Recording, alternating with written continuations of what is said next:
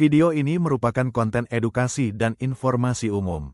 Materi yang disampaikan tidak dapat dijadikan sebagai dasar diagnosis, terapi, atau tindakan medis. Penilaian dan penanganan medis harus dilakukan melalui konsultasi langsung dengan dokter sesuai kondisi masing-masing individu.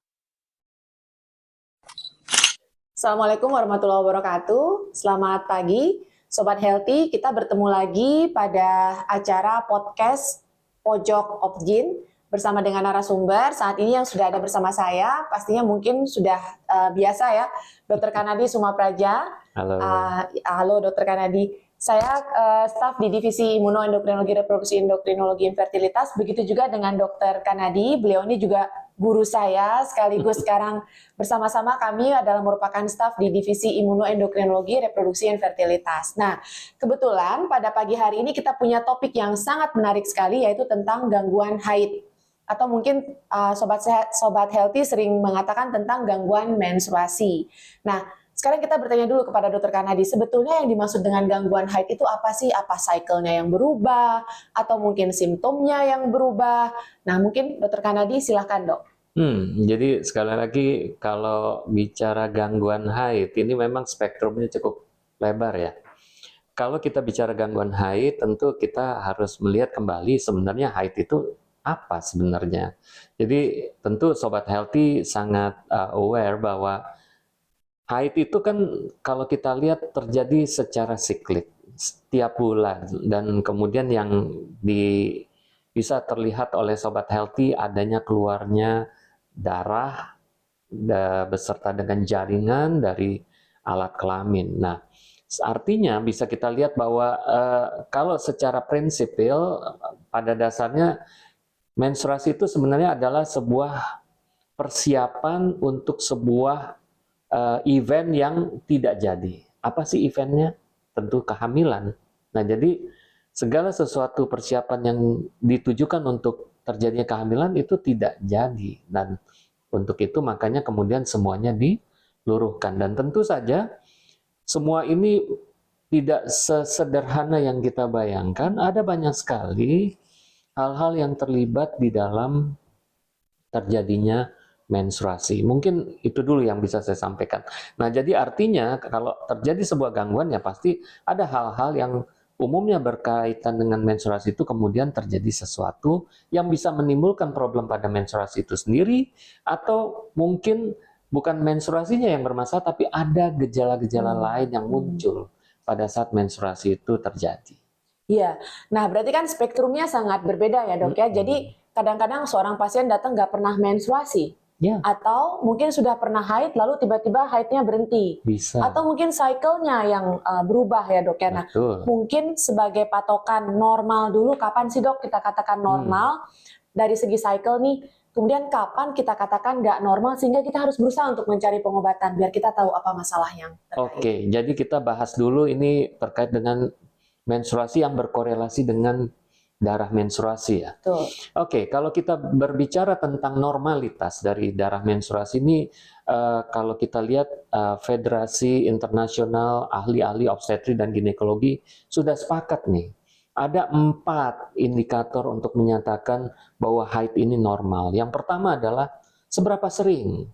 Nah, dikatakan haid itu normal adalah apabila haid itu terjadi paling tidak antara 24 sampai 38 hari sekali. Nah, itu indikator yang pertama. Indikator kedua adalah terkait dengan variasi. Nggak pernah ada perempuan yang menstruasinya itu fix. Pokoknya setiap 30 hari sekali, 28 hari sekali, pasti akan terjadi variasi. Nah, variasi ini yang dikatakan batas toleransi itu kurang lebih plus minus 7 hari. Ini yang kita sebut sebagai variasi.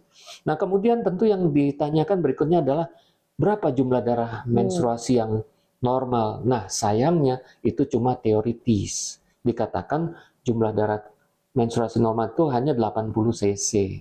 Tapi siapa yang bisa ukur? Tidak ada tools yang secara valid dan reliable dapat mengukur jumlah akurat dari darah menstruasi. Jadi untuk menentukan darah menstruasi yang normal itu kita kembalikan kepada si pasien tersebut, karena dia pasti yang paling tahu jumlah darah menstruasi yang normal. Dan yang terakhir adalah durasi dari menstruasi. Dikatakan durasi maksimal dari menstruasi adalah 8 hari. Sayangnya tidak disebutkan berapa durasi yang normal yang paling pendek. Itu dia. Ya, jadi selama ini banyak sebetulnya yang datang, dok kok saya biasanya haidnya 7 hari, sekarang kok 3 hari. Tapi memang kita nggak punya cut off batas minimal tuh berapa ya dok ya. Tapi maksimal 8 hari, kalau sudah lebih ya mungkin kita harus tahu apa problemnya. Betul. Flow tadi juga menarik ya, volume. Karena kan selama ini 80 cc, gimana cara mengukurnya ya? Jadi mungkin kalau bisa dibilang biasanya lebih banyak dari biasanya nggak? Kamu merasa haidnya lebih banyak dari biasanya nggak? Berarti itu volumenya sudah meningkat. Sama satu lagi tadi ini, variabilitas. Iya, variasi. Karena biasanya, dok, biasanya saya teratur tapi tiba-tiba maju mundur. Nah, ini saya rasa ini informasi yang sangat penting sekali. Nah, tetapi sebetulnya Sobat Healthy, bahwa gangguan menstruasi itu tidak hanya mengenai darah menstruasinya saja, ada, tidak ada, sedikit atau banyak. Tapi yang mungkin sangat penting dan sangat signifikan saya rasa ya, tapi kita kadang-kadang ignorant tentang masalah yang muncul, adalah pain, dok. Nah, itu sebenarnya bagian dari gangguan menstruasi atau enggak sih, dok? Ya, betul. Jadi sekali lagi pain ini kan sesuatu yang sifatnya subjektif. Jadi tentu terus terang kalau cuma ditanya secara langsung pada setiap perempuan, kamu sakit nggak menstruasinya? Sakit. Semua pasti bilang sakit. Nah sekarang sakit yang mana yang harus kita perhatikan? Karena intinya kita tidak boleh menormalisasi nyeri pada saat menstruasi. Nah saya punya semacam jurus lah untuk memastikan perempuan itu sakit atau enggak. Yang pertama kita tanya tentang absenteeism. Artinya apa? Kalau dia datang bulan, apakah dia terpaksa harus off dari fungsi sosialnya sehari-hari? Mau dia anak sekolah, mau dia orang kantoran, mau dia sekalipun ibu rumah tangga, waktu hari pertama menstruasi, dia terpaksa harus menghentikan aktivitasnya nggak yang biasa dia lakukan. Itu yang pertama. Lalu yang kedua, presenteeism. Kalau misalnya dia haid saat nyeri, apakah dia tetap mencoba untuk melakukan aktivitas, tapi dia melakukan modifikasi. Dia reduksi volume aktivitasnya. Atau dia memberikan beban itu kepada orang lain, misalnya. Jadi dia melakukan adjustment atau penyesuaian. Dan yang ketiga adalah, apakah dia harus menggunakan pereda nyeri untuk mengatasi nyeri yang sangat mengganggu, baru dia bisa beraktivitas. Ini adalah jurus yang biasa saya gunakan untuk mendeterminasi apakah nyeri ini sudah harus menjadi perhatian kita. Ya, saya rasa itu menarik sekali. Mungkin kalau tidak hadir sekolah, itu lebih mudah ya dok ya.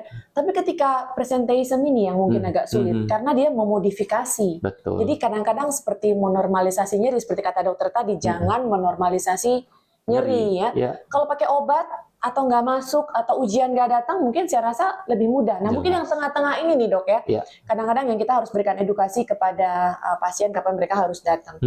Nah, sebelum saya masuk ke pain ya dok ya, kalau kita lihat dari segi yang lain, misalnya gangguan mood kan ada tuh dok, saya setiap mau mens marah-marah, atau nggak mood, bahkan ada yang depresi loh. Betul. Nah, itu bagaimana menurut dokter? Nah, ini juga ada. Jadi selain tadi masalah pain, ini ada juga gejala-gejala yang seringkali sangat mengganggu seseorang, terutama dalam kurun waktu 2 minggu menjelang menstruasi. Dan keluhan ini berupa diakibatkan karena adanya perubahan secara fisikal maupun mental emosional. Nah, seringkali. Nah, fisikal ini bisa macam-macam, bisa bloating, bisa sakit kepala, migrain, pokoknya rasa tidak nyaman yang dirasakan, tapi belum menstruasi. Atau mental emosional, ya, craving, ingin makan terus-menerus, terus kemudian emotional tension, ya istilahnya, sangat mengganggu teman-teman di sekitarnya. Nah, ini juga sangat penting kita perhatikan. Nah, ini kita kategorikan sebagai premenstrual syndrome atau PMS. Akan tetapi hati-hati para sobat healthy sekalian, kadang-kala PMS ini bisa menjadi makin berat. Dan ini kalau sudah menjadi makin berat itu kelihatan sekali bahwa problem mental emosionalnya ini benar-benar sangat mengganggu. Nah, ini udah nggak bisa lagi kita bilang PMS, tapi kita sebut sebagai premenstrual dysphoric disorder atau PMDD. Nah, ini udah harus sangat-sangat diperhatikan karena tidak jarang ini kalau di dalam ikatan pernikahan kadang-kala ini bisa menimbulkan masalah sekali. Betul sekali. Saya baru mau ngomong tuh dok, nah itu ya, ini marah-marah mulu dok. Jadi kita harus lihat kapan normal, kapan kita harus mungkin mencari pengobatan ya dok ya, supaya relationship dengan orang lain, terutama dengan suami misalnya, tetap bisa di-maintain dengan baik. Nah mungkin masalah pain, tadi kan kita bilang ada normalisasi nyeri. Tapi ada tuh biasa kata ibunya. Mungkin sedikit dok buat sobat healthy. Kapan sih pain itu normal? Kita tahu ada dysmenorrhea primer, dysmenorrhea sekunder. Nah, boleh dok sedikit. Nah, jadi sekali lagi ini juga sobat healthy juga harus tahu ya, bahwa ini ada gejala nyeri yang memang kita harus pahami ya. Ada yang tadi Dokter Mila sudah sampaikan, ada namanya nyeri haid yang bersifat primer dan ada yang nyeri haid yang bersifat sekunder. Nah, nyeri haid yang bersifat primer ini ada punya katakanlah semacam gejala dan tanda yang sedikit berbeda, tapi dia basicnya sebenarnya tidak ada kelainan sama sekali. Problemnya kenapa dia bisa nyeri? Karena sekali lagi, kalau kita bicara terkait dengan reaksi atau reaksi berantai dari mekanisme sebelum terjadi menstruasi, memang pada ujungnya adalah terjadinya katakanlah apa istilahnya penyempitan pembuluh darah yang menimbulkan katakanlah pelepasan dari lapisan dinding rahim yang sudah dipersiapkan untuk kehamilan tadi. Dan akibat ini maka ada pelepasan sebuah zat yang namanya prostaglandin di dalam rahim, dan pada orang-orang tertentu itu jumlahnya sangat tinggi ya, sehingga menyebabkan kontraksi otot rahim yang luar biasa kerasnya, dan ini menimbulkan nyeri. Tapi nggak ada kelainan apa-apa sebenarnya. Nah, ini umumnya timingnya terjadi hampir berdekatan dengan usia haid yang pertama kali atau kita sebut menarki. Ya, biasanya paling tidak kurang dari setahun. Nah, akan tetapi beruntungnya untuk dysmenorrhea primer ini makin bertambah usia, biasanya gejalanya makin membaik. Nah, ini harus dibedakan dengan yang sekunder. Kalau yang sekunder itu awalnya justru orang itu nyeri haidnya hampir tidak ada. Jadi dia menikmati masa-masa haid di mana tidak ada gejala, tapi kemudian nanti di usia 17, 18, bahkan saya ketemu ada yang baru di usia 30 tahun, baru nyerinya luar biasa mengganggunya, padahal dulu-dulu nggak ada apa-apa. Nah, ini yang paling harus diwaspadai, karena pasti kemungkinan ada kelainan patologi yang ada di belakangnya. Nah, ini yang harus benar-benar dipantau. Nah, jadi kita tahu sekarang bahwa sangat berbeda sebetulnya. Yang satu dekat dengan waktu menars atau menarki, yang satu lagi agak berjauhan dengan agak belakangan datangnya. Dan mungkin ini dok ya, jadi dia makin teratur, makin lama gitu ya, makin sakit. Jadi kalau harusnya makin hilang, tapi kok makin sakit. Nah, mungkin itu waktunya kita untuk mencari tahu ya. Karena setahu saya yang seperti ini bikin pasien tuh delay datang tuh dok. Nah, jadi kadang-kadang datangnya tuh delay sehingga ya berkonsekuensi ke depannya nanti ya dok ya. Nah, mungkin sebelum kita masuk ke treatment, tadi kita ada gangguan masalah perdarahan. Tadi kita sudah masalah gangguan mood mungkin ya, PMS, kemudian pain ya, lalu kemudian bleeding. Banyak banget nih PCOS. Nah, boleh sedikit dok kita singgung, karena kita bicaranya agak luas di gangguan haid ya, bisa kemana aja. Tapi mungkin nanti saya akan sedikit fokus ke endometriosis mungkin ya. Ya, gimana dok tentang PCOS? Ya, ini terminologi yang menurut saya juga sedang menjadi tren di antara para katakanlah mungkin remaja, sobat healthy. PCOS ya? Iya, semua seperti sekarang kalau ada sedikit gangguan menstruasi langsung menerjemahkan dirinya menderita PCOS. Jadi sekali lagi, gangguan haid itu sendiri, kalau kita bicara tentang gangguan frekuensi, jadi artinya perempuan tersebut memiliki menstruasi yang siklusnya panjang, artinya bisa datang bulannya 2 bulan sekali, 3 bulan sekali. Nah, ini bisa terjadi karena apa? Siklus haidnya tidak subur. Artinya indung telurnya tidak bisa menghasilkan sel telur ya, pada intinya itu. Nah, dari sekian banyak kelainan yang ada yang menimbulkan kondisi tersebut, salah satunya adalah sindrom ovarian polikistik. Nah, jadi PCOS jangan dijadikan gejala atau diagnosis istilahnya universal untuk Betul. semua gangguan haid, tapi dia merupakan salah satu kemungkinan penyebab.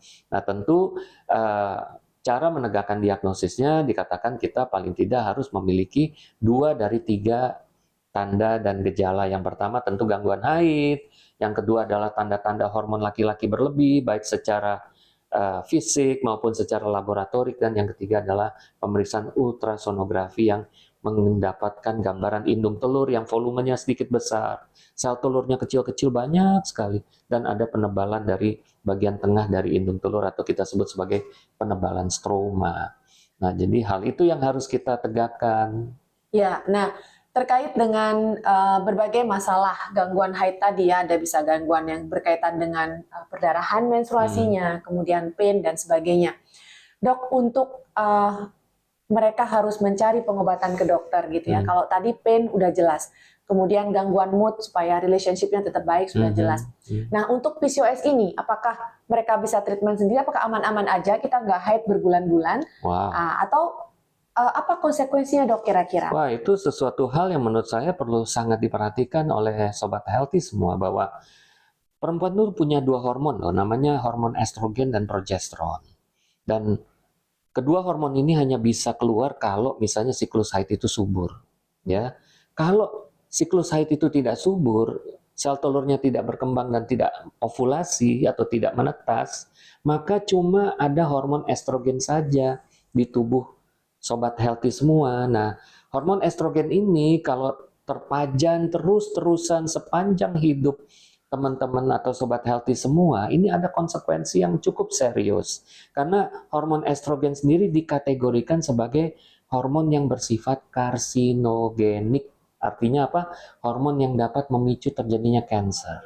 Nah, salah satu penyebab dari kanker payudara, kanker pada dinding rahim, atau kita kenal kanker endometrium, ada diakibatkan karena gangguan keseimbangan hormon akibat terpajannya estrogen ini secara dominan pada seorang perempuan. Jadi jangan senang-senang karena nggak menstruasi berbulan-bulan, bahkan ada yang bertahun-tahun, padahal hormon estrogennya masih ada.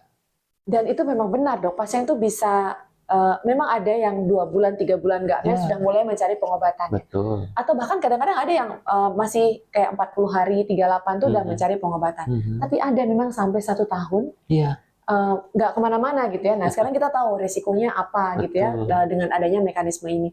Nah, kalau untuk yang seperti ini dok, kita bagi tuh setahu saya ada yang kurus ya, ada tipe lean ya, tipe gemuk. Nah, ini dalam melakukan treatment, ya let's say lah untuk remaja nih dok, yang siklus mensnya jarang-jarang gitu ya. Kira-kira apa? Karena banyak ibu-ibu yang bertanya ketika kita mengatur siklus menstruasi anaknya. Baik. Nah, kadang-kadang mereka tuh, loh kok diberikan obat ini kan? Nah, coba dok boleh sedikit. Karena sekarang kita tahu sendiri bahwa kehidupan di masyarakat ini sekarang jelas mengalami apa yang disebut sebagai westernisasi. Artinya kita mengikuti pola kehidupan orang barat. Ya, kita bisa lihat dari pola makanan yang ada saat ini ya, itu jelas-jelas sangat westernized ya, dengan typical high calorie, lalu kemudian high kolesterol. Nah, ini menyebabkan, bisa kita lihat sekarang rata-rata berat badan perempuan sekarang makin bertambah. Nah, ini yang perlu kita waspadai. Angka obesitas atau angka kegemukan sekarang sudah menjadi isu, dan tidak jarang akibat peningkatan berat badan yang tidak terkendali seperti ini ternyata juga memiliki hubungan terhadap terjadinya siklus haid yang tidak subur, sehingga menyebabkan terjadi perubahan pola menstruasi dan gangguan menstruasi. Jadi artinya di sini perlu kita sadari bahwa mengatasi problem dengan katakanlah hormonal saja kadang-kala tidak cukup. Kita juga harus mengatasi problem metaboliknya seperti obesitas. Nah, terbalik lagi, ini juga ada tren orang-orang pingin sekurus-kurusnya. Ya, dengan cara apapun ya, dengan olahraga berlebihan ya, saya bilang berlebihan ya, bukan yang proporsional. Lalu juga dengan diet yang sangat ketat luar biasa sampai badannya sangat kurus. Nah, ini juga merupakan sesuatu hal yang membahayakan. Karena apa? Ini dapat menimbulkan gangguan fungsi pada indung telur. Indung telurnya bisa berhenti berfungsi karena turunnya berat badan yang sangat-sangat ekstrim. Jadi sekali lagi kita nggak boleh terlampau kurus sekali, tapi juga tidak boleh terlampau gemuk sekali ya, kalau bisa yang normal-normal saja. Iya, karena gaya hidup ya dok ya. Betul. Kayaknya setelah pandemi itu karena kita banyak WFH ya, jadi Ya. banyak di rumah. Kemudian kayaknya GoFood tuh jadi populer. Iya. Gak boleh nyebut merek ya. Ya, jangan. Jadi intinya bahwa pada saat itu delivery food ke rumah gitu ya, Iya, menjadi iya. suatu hal yang sangat tren ya, sehingga akhirnya berat badan naik, risiko Iya, obesitas meningkat. betul. Nah, jadi sehingga gangguan haid juga. Tapi Iya. sekali lagi, diet yang berlebihan juga ternyata dapat mengganggu siklus Sangat menstruasi. Artinya ya sedang-sedang aja, jangan terlalu berlebihan, terlalu Ya. eksesif ya, tapi juga jangan sampai menimbulkan obesitas karena ada konsekuensinya. Betul. Nah, terkait dengan nyeri pada saat menstruasi. Nah, ini kan sesuatu yang konsekuensinya cukup berat ya dok ya. Saya beberapa pasien infertilitas datang dengan riwayat nyeri yang hebat gitu ya. Nah, kira-kira kalau sedikit nih overview buat teman-teman sekalian ya. Apakah gejalanya itu memang selalu nyeri, pain, atau mungkin ada hal-hal yang lain yang mereka harus aware bahwa ini jangan-jangan ada sesuatu yang berkaitan dengan nyeri haid saya gitu ya. Nah, kemudian terkait juga dengan tata laksana atau treatmentnya bagaimana dok? Iya, jadi satu hal yang sekali lagi perlu kita waspadai saat ini, dan ini berkorelasi dengan tren yang kita temukan di masyarakat, bahwa banyak kali masyarakat yang menderita nyeri haid yang luar biasa. Dan kadangkala seperti tadi Dokter Mila sampaikan, kadangkala mereka butuh waktu cukup lama untuk datang untuk meminta pertolongan. Betul Dan tentu sekali, ini ya. menimbulkan keterlambatan Ya, untuk benar. menegakkan diagnosis. Nah, selain nyeri, mungkin hal yang perlu diwaspadai oleh sobat healthy sekalian adalah, pertama, apabila nyeri haid ini juga diikuti dengan misalnya dia katakanlah mau menikah atau belum menikah, maka ditandai dengan juga perdarahan abnormal. Ini juga harus diwaspadai ya. Terus kedua, tentu bagi yang sudah menikah ternyata juga diikuti dengan masalah kesulitan untuk mendapatkan keturunan. Nah, jadi harus sangat waspada apabila ada gejala nyeri haid, ada perdarahan abnormal, atau bahkan disertai dengan kesulitan untuk mendapatkan keturunan. Nah, ini tentu harus segera diatasi, karena mungkin kita pahami, mungkin suatu saat kita harus berbicara untuk kasus ini yang kita kenal Khusus ya, sebagai mungkin ya. khusus. Betul sekali. Karena ini banyak yang harus dibicarakan. Betul. Endometriosis ya. Jadi endometriosis. Nah, jadi endometriosis adalah sebuah kondisi di mana lapisan dinding rahim itu ditemukan di luar dari rahim itu sendiri. Nah, itu namanya endometriosis. Nah, ini menimbulkan masalah berupa nyeri haid yang kadangkala sangat mengganggu pasien, dan juga tidak jarang menimbulkan problem gangguan perdarahan abnormal dan juga gangguan kesuburan. Nah, ini tentu sangat complicated dan perlu mendapatkan investigasi yang cepat dan penanganan yang tepat sehingga nantinya pasien bisa tertangani dengan baik. Ya, apalagi ini berkaitan dengan siklus menstruasi dan Betul. estrogen, dua hal yang kita punya selama kita usia Yes. reproduksi ya dok ya. Ya. Dan konsekuensinya mungkin juga harus kita perhatikan ya. Nah, di antara semua gangguan haid ini sebetulnya mungkin harusnya kita di depan tadi. Saya tuh ingat banget dokter pernah ngomong sama saya tuh baru tenang kalau anak saya sudah mens. Oke. Nah, jadi karena kita lihat ya dok di poliklinik, kadang-kadang datang 26 tahun, 27 tahun belum pernah menstruasi gitu ya. Nah, mungkin harusnya tadi di awal mungkin kita bahas ya, pubertas dulu ya, baru kemudian dia mencapai menstruasi. Nah, ini salah satunya mungkin kapan sih dok usia rata-rata seorang perempuan itu mendapatkan haid? Ya, jadi kalau kita bicara tentang usia normal untuk mendapat haid sekarang, ini mulai bergerak makin maju ya sekarang ini. Kalau dulu sih dikatakan sekitar antara usia 12 sampai 13 tahun. Tapi dari survei yang kita lakukan sekarang, usia 11 maupun 10 tahun pun sekarang sudah mulai menstruasi. Dan itu sangat umum. Ya, mereka mendapatkan menstruasi di usia yang semakin muda, dan ini jelas merupakan konsekuensi dari adanya perubahan gaya hidup ke arah westernisasi. Nah, ini perlu diwaspadai juga oleh para orang tua sekalian. Nah, akan tetapi biar gimana pun ya, seorang perempuan itu hanya bisa menstruasi setelah melewati beberapa perubahan fisik yang kita kenal sebagai akil balik atau pubertas. Nah, biasanya di usia 8 tahun itu rata-rata muncul tuh tonjolan pada buah dadanya sebagai bagian dari proses pertumbuhan buah dada, lalu kemudian biasanya anak-anak perempuan akan mengalami apa yang disebut sebagai lonjakan pertumbuhan, ya. Makanya kita bisa lihat di SD rata-rata anak perempuan jauh lebih tinggi daripada teman-teman laki-lakinya, dan kemudian mulai ada tumbuh rambut-rambut di daerah ketiak maupun di alat kelamin, dan diakhiri dengan menstruasi. Nah, mungkin para sobat healthy harus sangat waspada apabila sampai usia 14 tahun belum datang bulan juga. Nah, tolong dilihat di situ. Apakah payudaranya atau buah dadanya sudah tumbuh nggak? Rambut kemaluannya sudah tumbuh nggak? Kalau misalnya belum tumbuh, nah baiknya segera dibawa. Ya, segera dibawa. Artinya 14 tahun belum haid, payudara juga belum tumbuh. Nah, tapi kalau misalnya dia sudah tumbuh, mungkin bolehlah kita katakanlah tunggu ya sampai maksimum usia 16 tahun. 16 tahun. Ya, 16 tahun. Ya, itu yang sebaiknya sobat healthy perlu paham. Ya, jadi suatu awareness buat kita ya, terutama orang tua, bahwa lihat betul 14 tahun tidak ada pertumbuhan seksual sekunder, payudara, rambut, pubis ya dan sebagainya tidak ada muncul, mungkin kita harus cari pengobatan ya, Dok. Sangat perlu. Nah, tapi kalau sudah muncul boleh kita tunggu sampai 16 tahun. Jadi jangan lama kita baru membawa ke dokter untuk mencari tahu. Jangan sampai nanti sudah mau menikah baru datang ke dokter. Dia, Dok. Itu kan gimana ya? Kan kadang ada yang sudah menikah, Dok. Nah, itu baru dia. Datang. Nah, dia.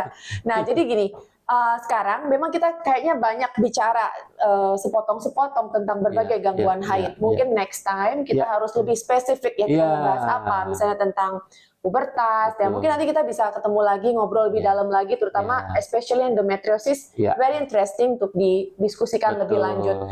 Nah, tapi karena waktu kita tidak banyak pada hari ini, mungkin kita harus ketemu lagi ya, Dok ya. Betul. Ya, kita tutup dulu. Mungkin sebelum saya tutup, dokter ada pesan-pesan buat sobat kita pada pagi hari ini. Jadi sekali lagi sobat healthy semua, sebelum menutup pembicaraan ini saya hanya ingin menyatakan bahwa gangguan haid itu bisa berkorelasi dengan keteraturan seorang perempuan untuk mendapatkan darah menstruasi yang biasanya datang setiap bulan, atau ada gejala-gejala lain yang muncul pada saat seorang perempuan mengalami menstruasi.